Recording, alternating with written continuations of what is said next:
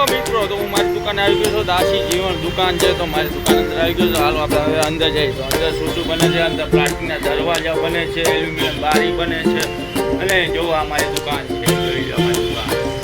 આમ અમારા મઠ મમ્મીમાનું મંદિર છે. આ જો આ મારું ફર્નિચર છે. આ ફર્નિચર આવું બને જો તમે 8 કિલોની સીટનું ફર્નિચર બને. આ સીટ છે.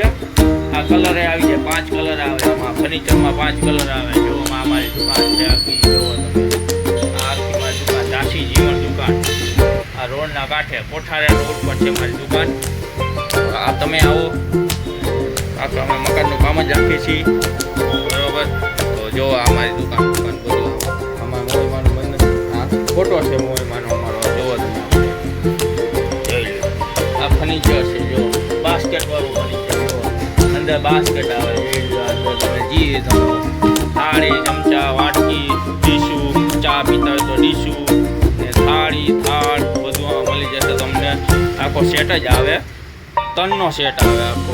અમે તમે આમ મોઢિયા બોડિયા બધું આવું બનાવી તમને આવો જેમ છે નજારો દુકાનનો. હજી રોડના કાંઠે જ છે પાછું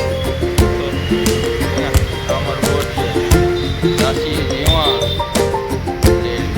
રોડ છે મારી પાછળ જે રહ્યો ને એ રોડ છે કોઠારિયા રોડ છે. જો તમે આ કોઠારિયા રોડ આખો અહીંયા જ મારી આ રોડ ઉપર દુકાન છે દાસી જીવન.